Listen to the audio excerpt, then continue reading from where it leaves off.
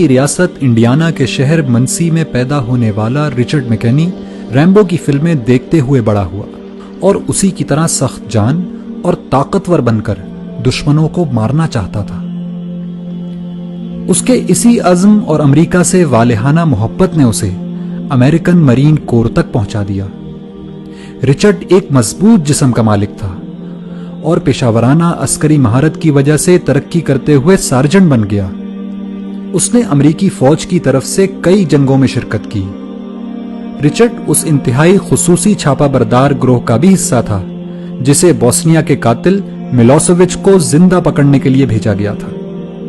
تمام بڑی بڑی جنگوں میں شرکت کرنے کی وجہ سے اس میں سخت دلی اور بالخصوص مسلمانوں سے شدید نفرت پیدا ہو چکی تھی۔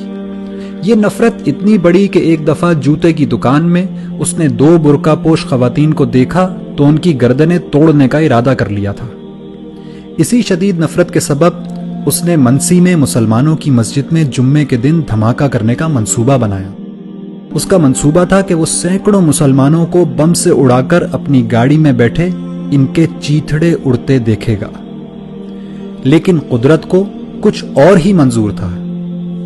مسجد کو بم سے اڑانے سے پہلے اس نے آخری دفعہ اسلام اور مسلمانوں کو جاننے کا فیصلہ کیا۔ رچرڈ مسجد میں داخل ہوا تو وہاں ایک نمازی نے اس کو خوش آمدید کہا اور پوچھا کہ کیا وہ اس کی کوئی مدد کر سکتا ہے۔ رچرڈ نے اس شخص سے اسلام کو جاننے کی خواہش ظاہر کی، چنانچہ اس نمازی نے اس کو قرآن مجید دے دیا اور کہا کہ آپ اس کو پڑھیے اور پڑھنے کے بعد جو سوالات آپ کے ذہن میں پیدا ہوں وہ ہم سے پوچھ لیجئے گا۔ چنانچہ رچرڈ قرآن پڑھتا گیا اور مسجد جا جا کر سوال کرتا رہا، یہاں تک کہ 2 مہینے بعد دنیا نے قرآن کا یہ معجزہ بھی دیکھا کہ وہی شخص جو کل مسجد کو بم سے اڑانے کی تیاری کر رہا تھا آج وہیں کلمہ شہادت پڑھ رہا ہے۔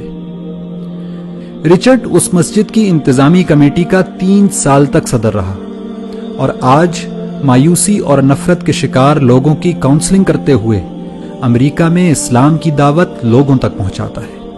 ایک انٹرویو میں رچرڈ نے بتایا کہ قرآن کی اس ایک آیت نے اس کی زندگی تبدیل کر دی کہ جس شخص نے کسی ایک شخص کی جان بچائی اس نے گویا پوری انسانیت کو بچا لیا۔ اگر قرآن کی فقط ایک آیت مسلمانوں کے کٹر دشمن کی زندگی تبدیل کر سکتی ہے تو پورا